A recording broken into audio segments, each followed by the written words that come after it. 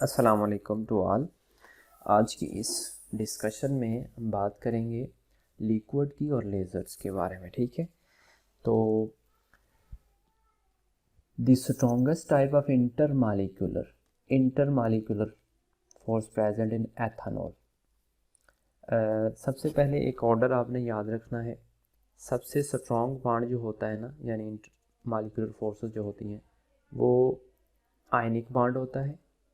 Covalent bond उसके बाद आता है, कोवलेंट बॉन्ड, उसके बाद हाइड्रोजन बॉन्ड या हाइड्रोजन बॉन्डिंग, उसके बाद हमारे पास आती है dipole dipole,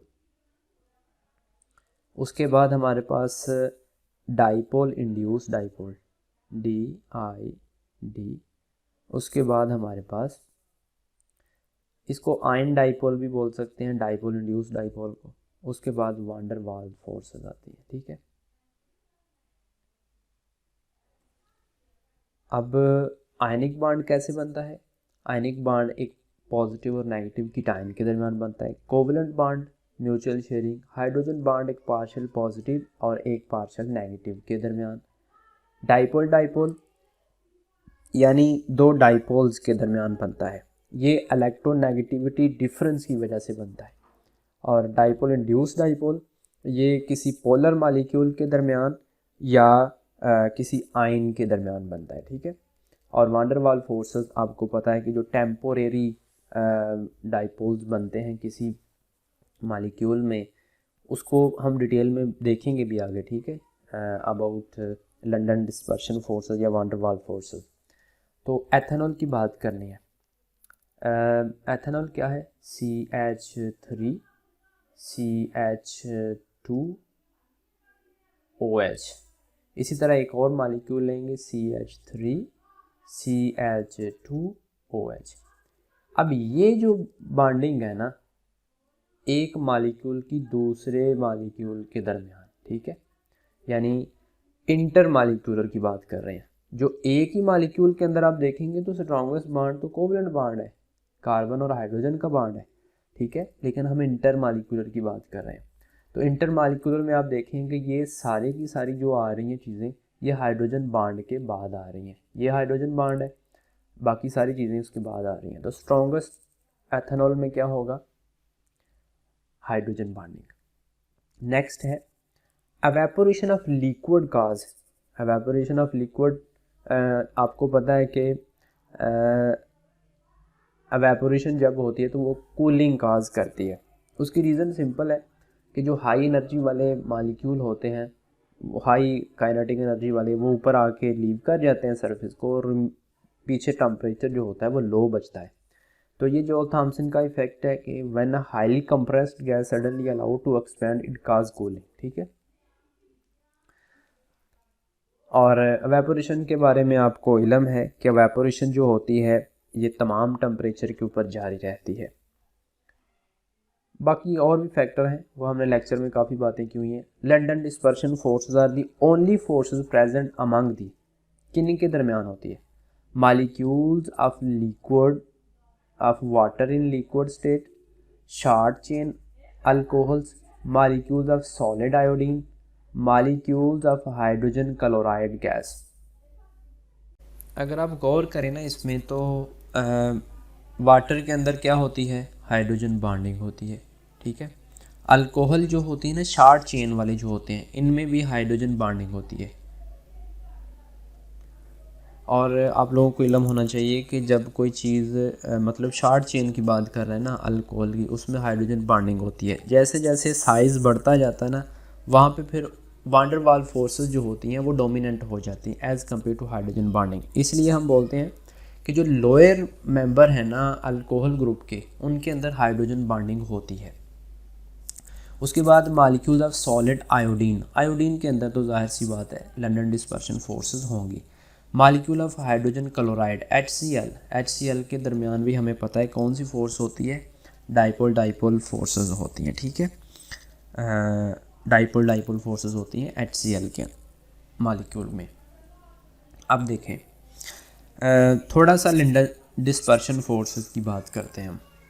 London dispersion forces जो होती हैं ये किस वजह से होती हैं? ये ड्यू टू इलेक्ट्रॉनिक मोशन की वजह से होती हैं। किसी मालिक्यूल के अंदर जो इलेक्ट्रॉन होते हैं वो इधर उधर घूम फिर रहे होते हैं न्यूक्लियस के अराउंड, तो वो सम टाइम घूमते घूमते एक ऐसी जगह पे चले जाते हैं जहाँ पे पॉजिटिव चार्ज बढ़ जाता है और एक साइड पे नेगेटिव चार्ज बढ़ जाता है। अब लोगों को इल्म है कि न्यूक्लियस के गिर्द जो इलेक्ट्रॉन होता है ना, वो एक सर्कुलर पाथ में सर्कुलेट नहीं कर रहा होता है, एलिप्टिकल पाथ में कर रहा होता है।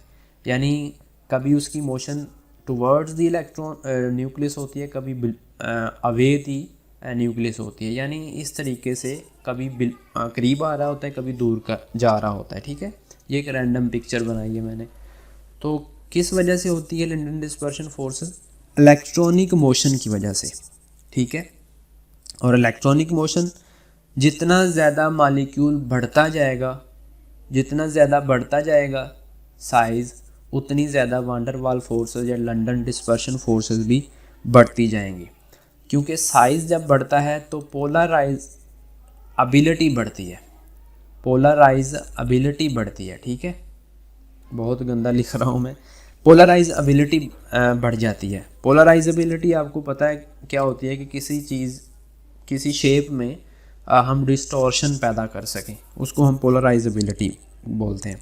जितनी ज़्यादा पोलराइजेबिलिटी बढ़ती जाएगी उतनी ज़्यादा लंडन डिस्पर्शन फोर्सेस बढ़ती जाएंगी।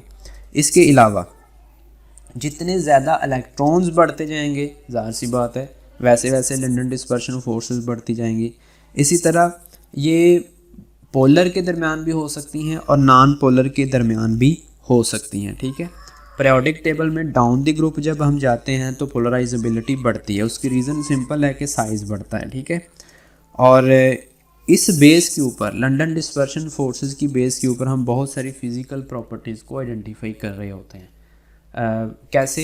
लाइक मेल्टिंग पॉइंट है, बॉइलिंग पॉइंट्स हैं, उनकी शेप है, ज्योमेट्री है, वगैरह वगैरह सारी चीज़ें, यानी फ़िज़िकल प्रॉपर्टीज़ को ये आइडेंटिफाई कर रही होती है।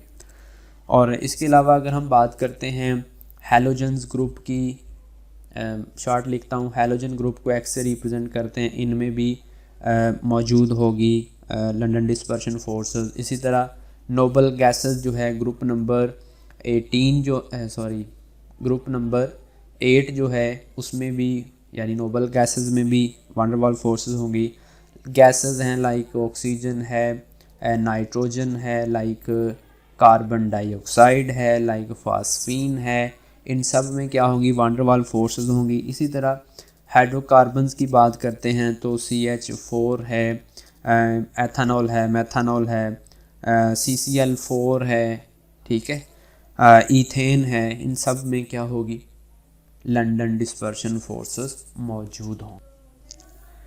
उसके बाद है जी हमारे पास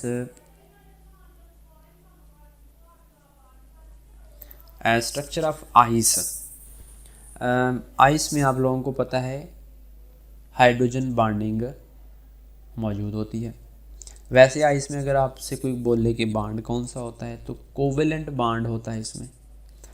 वैसे बिलो दिस टेम्परेचर जो स्ट्रक्चर होता है वो क्यूबिक फॉर्म में होता है। ठीक है, vapour pressure of liquid in a closed container depends upon. और वैसे भी स्ट्रक्चर ऑफ आइस की बात कर रहे हैं तो एक टेट्राहेड्रल तो होती है ज़ाहिर है, लेकिन below that temperature cubic form में होती है। और इसके अलावा हमें पता है कि जो आइस होती है उसकी डेंसिटी लो होती है, उसी वजह से वो पानी के ऊपर तैरती है। फिर उसके बिलो जो है मछलियाँ जो है वो ज़िंदा रह जाती हैं। उसके अलावा जितनी भी मखलूक है पानी के अंदर वो ज़िंदा रहती है सर्दियों में, क्योंकि एक ब्लैंकेट का काम करती है आइस जो होती है। फिर हमेशा ये ऊपर से नीचे की तरफ क्या बोलते हैं जमता है पानी। इसी तरह अगर हम बात करते हैं तो जब आइस बनती है तो वो ज़्यादा स्पेस ऑक्यूपाई करती है एज़ कम्पेयर टू वाटर। तो उसकी सिंपल बात यही है कि उसकी डेंसिटी जो है वो लो हो जाती है, क्योंकि उसके अंदर एम्प्टी स्पेसेस होती हैं। ठीक है, number 5, vapour pressure of liquid in a closed container depends upon. Close container के अंदर, वैसे ओपन सरफेस हो कोई तो फिर तो हम कहेंगे कि जैसे जैसे आप एरिया बढ़ाएंगे उसका सरफेस एरिया वैसे वैसे उसका वेपर प्रेशर बढ़ेगा। ठीक है, अगर आप पानी एक गिलास में लेते हैं या एक प्लेट में लेते हैं तो फ़र्क आएगा, लेकिन यहाँ पे हो रही है क्लोज की बात। ठीक है, तो क्लोज में सिर्फ टेम्परेचर के ऊपर ही डिपेंड करेगा वेपर प्रेशर। उसके बाद वाटर में boil at 120 degree when external pressure is, ये तो डायरेक्ट क्वेश्चन है। ठीक है, वाटर जो है किस टेम्परेचर के ऊपर बॉयल करेगा। ठीक है, तो ये इस टेम्परेचर के, ये एक्सटर्नल प्रेशर और बॉइलिंग पॉइंट का जो रिलेशन होता है ना, उसमें ये चीज़ें मौजूद हैं। The force which are present between ions and water molecules, इसमें हमने पहले बात की है कि इसको बोलते हैं हम डाइपोल फोर्सेस या इंड्यूस फोर्सेस। ठीक है, तो आयन डाइपोल फोर्सेस इनको हम नाम बोल देते हैं।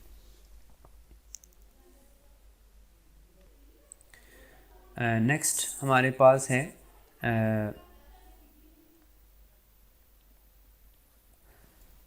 एट मरी हिल्स वाटर बॉयल्स एट, मरी के ऊपर वाटर बॉयल्स करता है 98 डिग्री के ऊपर। उसके बाद हमारे पास है विच of the following is incorrect about evaporation. Evaporation जो होती है ना, यानी वेपर्स बनाने हैं हमने, तो एक तो हमें हमेशा एनर्जी जो है वो प्रोवाइड करनी पड़ेगी, और सेकंड ये है कि ये ऑल टेम्परेचर के ऊपर हमेशा जो है वो जारी रहती है। ठीक है, ऑल टेम्परेचर के ऊपर हमेशा एवेपोरेशन जारी रहती है। और वैसे भी ये एक सरफेस फिनोमिना है, यानी कि ये एवेपोरेशन कहाँ होती है, सरफेस के ऊपर आती है, नॉट इनसाइड द लिक्विड। ठीक है, और काज कूलिंग ये भी ओके है, ये भी ओके है। ठीक है, तो ये एक एक्सोथर्मिक प्रोसेस कभी नहीं हो सकता, एक्सोथर्मिक प्रोसेस कभी नहीं हो सकता। विच of the following liquid has the highest boiling point, boiling point किसका ज़्यादा होगा। सिंपल सी बात है, यहाँ पे क्या है, HCl है। HCl में क्या है, वही जो स्टार्ट में हमने बात की कि डाइपोल फोर्सेस है इसमें। ठीक है, और HBr में भी वही है। वाटर में हाइड्रोजन बॉन्डिंग है।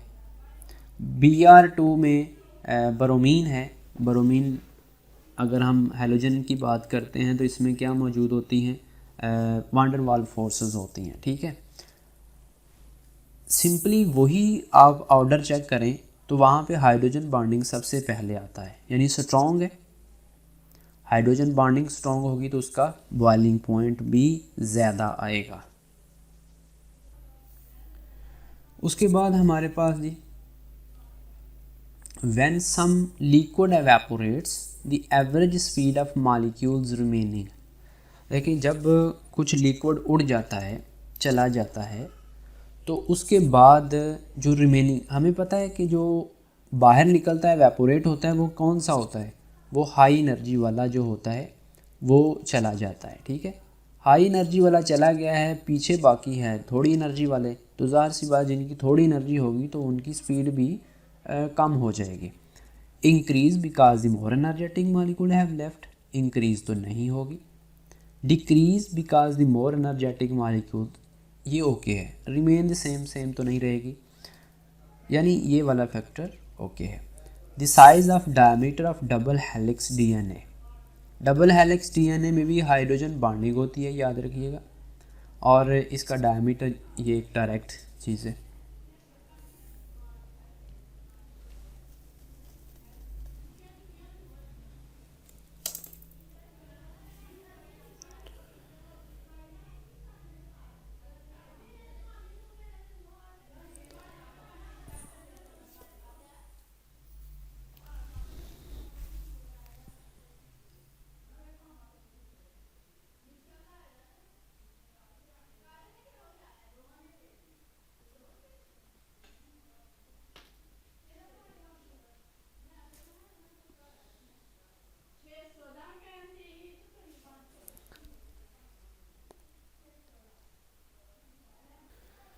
नेक्स्ट हमारे पास है जी, boiling point of water at Mount Everest 69 होता है। Hydrogen bonding is maximum, ethanol में मैक्सिमम होगी, how much more space occupied by water and freezing, on freezing 9% more space occupy करती है। Glycerine decompose at its boiling point, the density of water is maximum at 4 degree centigrade. Next हमारे पास है जी viscosity of liquids. याद रखें कि जो viscosity of liquid होती है ये तो इंक्रीज़ करती है विद इंक्रीजिंग टेम्परेचर, ठीक है, लेकिन जो गैसेस की विस्कोसिटी होती है वो डिक्रीज़ करती है विद इंक्रीजिंग ऑफ टेम्परेचर, तो यहाँ पे डिक्रीज़ करेगी, ठीक है। Viscosity of liquids decrease with increasing temperature, यानी यहाँ पे डिक्रीज़ करेगी, ठीक है, इन केस ऑफ लिक्विड, लेकिन गैस के केस में इंक्रीज़ करेगी। ईटा जो है वो इंक्रीज़ करेगी by increasing temperature. Stalagmometer is use to determine, ये आपको इल्म है कि हम इसको किसके लिए इस्तेमाल करते हैं। डिफरेंट ऑपरेटर्स थे जो मैंने अपने लेक्चर में भी बताए थे सरफेस टेंशन को मेजर करने के लिए। The phenomenon caused by the falling of liquid in a thin tube is called,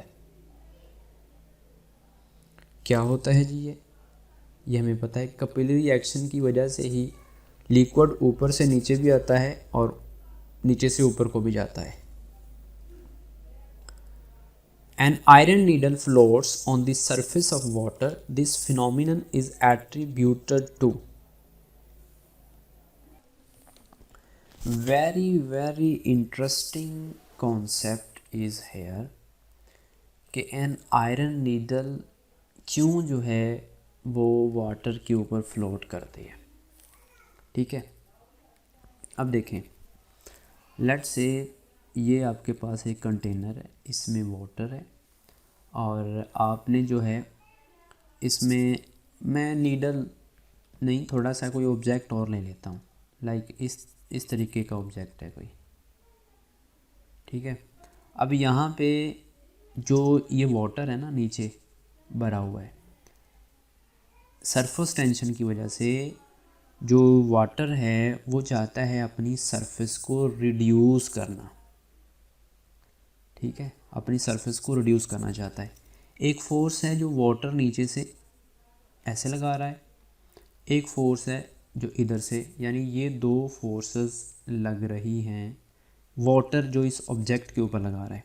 अब इस ऑब्जेक्ट का अपना वेट भी ज़ाहिर सी बात है, वो mg है, वो नीचे को लगा रहा है, ठीक है।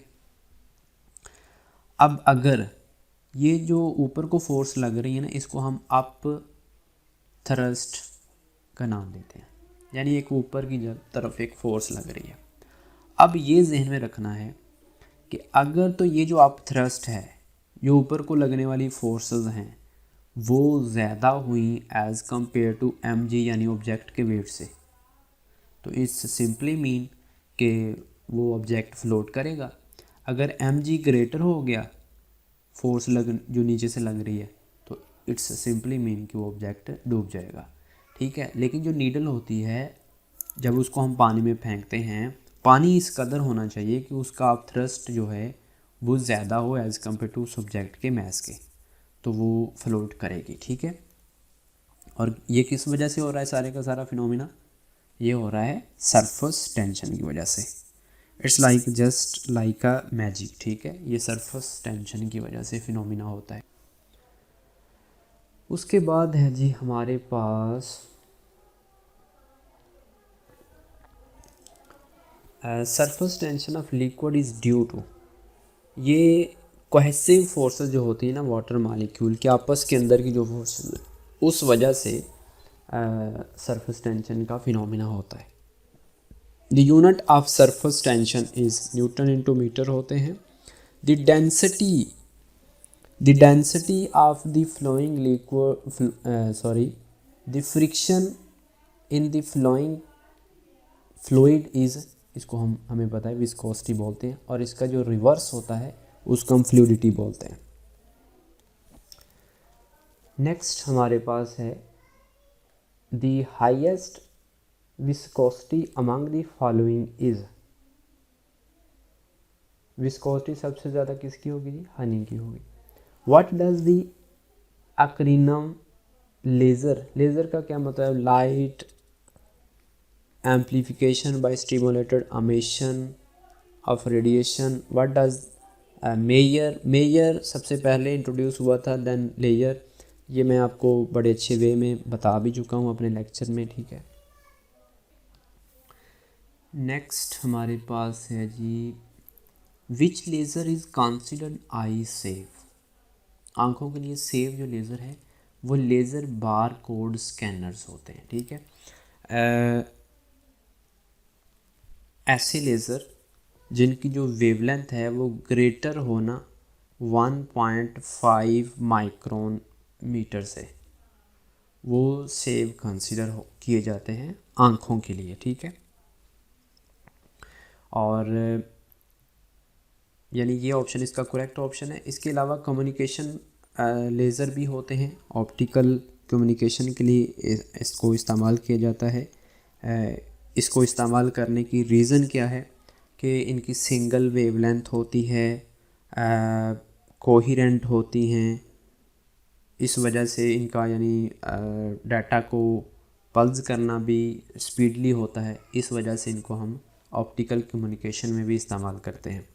Y are lasers are use in fibre optical communication, इसी की हमने बात अभी की है कि ये कोहिरेंट होती है, सिंगल बीम होती है, फोकस्ड लाइट होती है, डाटा को हाई स्पीड से एनालाइज कर सकती है, इसलिए इसको हम ऑप्टिकल फाइबर कम्युनिकेशन में इसको इस्तेमाल करते हैं।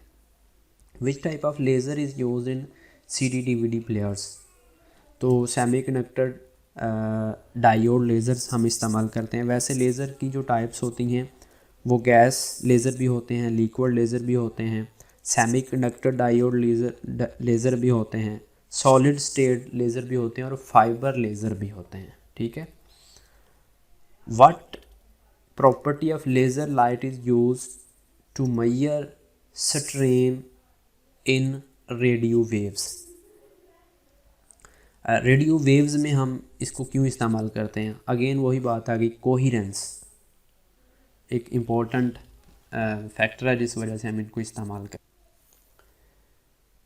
नेक्स्ट है 32, which type of laser is most widely used in industrial processing. Industry में सबसे ज़्यादा लेज़र इस्तेमाल होता है CO2 लेज़र। इसके अलावा ये जो CO2 लेज़र है इसको हम इंडस्ट्रियल लेज़र भी बोलते हैं। और इसका इस्तेमाल क्यों करते हैं? ये जो CO2 लेज़र है इससे मिनिमल डैमेज होता है, यानी डिसएडवांटेज इसके कम है। और इसको हम इस्तेमाल कहाँ कहाँ कर सकते हैं? इसको स्किन ट्रीटमेंट में इस्तेमाल कर सकते हैं। इसी तरह इसको सन डैमेज की ट्रीटमेंट के लिए इस्तेमाल कर सकते हैं, रिंकल्स को दूर करने के लिए इस्तेमाल कर सकते हैं। इसके अलावा इसको इंडस्ट्री में हम वेल्डिंग के लिए इस्तेमाल कर सकते हैं, इंडस्ट्री में वेल्डिंग के लिए इस्तेमाल कर सकते हैं और हार्डनिंग के लिए इस्तेमाल कर सकते हैं और रीमेल्टिंग ऑफ मेटल्स के लिए भी इस्तेमाल कर सकते हैं। और इसको most importantly oxide free laser cutting के तौर पर भी इस्तेमाल करते हैं।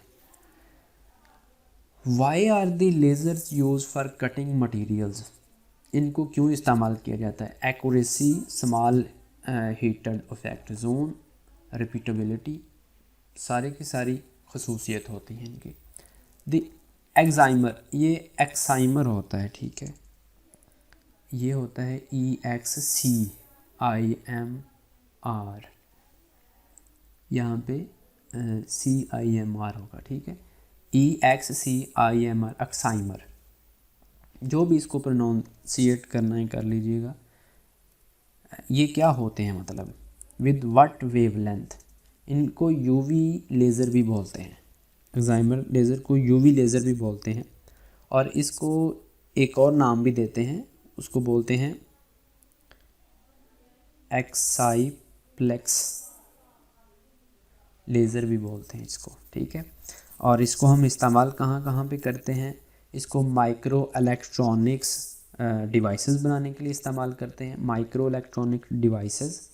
इसको इंटीग्रेटेड सर्किट बनाने के लिए भी इस्तेमाल करते हैं, चिप्स बनाने के लिए भी इस्तेमाल करते हैं, छोटी छोटी जो चिप्स डिवाइसेस होती हैं वो, और आई सर्जरी के लिए भी इसको इस्तेमाल करते हैं। नेक्स्ट है laser is use to break kidney stone in process called. ये 2-3 प्रोसेस हैं, इनको चेक कर लें कि ये जो है इसको रियोटोमी नहीं बोलते, इसको रिजोटोमी बोलते हैं। स्पेलिंग ठीक कीजिएगा, रिजोटोमी बोलते हैं, ठीक है। और यही हमारा करेक्ट आंसर है कि किडनी को तोड़ने के लिए इस प्रोसेस को हम इस्तेमाल करते हैं, ठीक है। और इसके अलावा ये जो रिजोटोमी होता है इसको हम बोलते हैं ये जो पेन वाले नर्व्स होते हैं, पेन यानी पेन से रिलैक्सेशन देने के लिए वो जो पेन नर्व्स होते हैं उनको किल किया जाता है। वो जो नर्व्स होते हैं वो एक्चुअली इंसानी जहन को वो सिग्नल ट्रांसफ़र करते हैं पेन वाला। तो बेसिकली उन फाइबर्स, वो वाले नर्व फाइबर्स जो होते हैं उनको किल किया जाता है इस प्रोसेस में बाय यूजिंग लेज़र। जहाँ तक किडनी स्टोन को तोड़ने की बात है तो इस प्रोसेस को हम बोलते हैं लिथोट्रिप्सी बोलते हैं, लिथोट्रिप्सी इसको प्रोसेस को बोलते हैं, जिसमें हम स्टोन्स को ब्रेक करते हैं। किडनी में हो जाएं, वो यूरिनरी ट्रैक में हो जाएं, यूरेटर में हो जाएं, ब्लैडर में हो जाएं, जहाँ भी हों उनको हम वहाँ पे ब्रेक डाउन कर देते हैं। और इसके अलावा इस ब्रेक डाउन में जो इस्तेमाल होते हैं, लेज़र इस्तेमाल होता है, उसको बोलते हैं हॉल्मियम, यूटेरियम, एल्यूमिनियम गार्नेट लेज़र। इसको हम शॉर्टकट लिखते हैं HO, हॉल्मियम, यूटेरियम, एल्यूमिनियम गार्नेट लेज़र, ठीक है। इसको हम किडनी स्टोन को तोड़ने के लिए इस्तेमाल करते हैं, किडनी में हो या किसी भी जगह पे हो उनको तोड़ने के लिए इस्तेमाल करते हैं। और इसी तरह ये जो ट्रिकोटोमी है ये डिवीजन इनटू 3 पार्ट, किसी चीज़ को 3 हिस्सों में डिवाइड करना है, ठीक है। लेकिन इसका जो करेक्ट आंसर होगा ये नन ऑफ दीज होगा, क्योंकि किडनी को तोड़ने के वाले प्रोसेस को लिथोट्रिप्सी का नाम देते हैं। नेक्स्ट है हमारे पास common examples of chemical laser. ये सारे के सारे केमिकल लेज़र ही हैं, ठीक है। What type of laser can cause skin cancer. ये जो एक्साइमर लेज़र है ना, EXCIMR, एक्साइमर लेज़र है, ये स्किन कैंसर काज कर सकता है अगर इसको प्रॉपरली हैंडल ना किया जाए। The national ignition facility will use what type of laser for fusion power experimentation।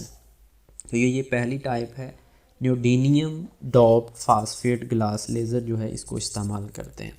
Which colour of light has the shortest wavelength, ये ब्लू होता है, वेवलेंथ शॉर्ट होगी तो ज़ाहिर सी बात एनर्जी इसकी ज़्यादा हो।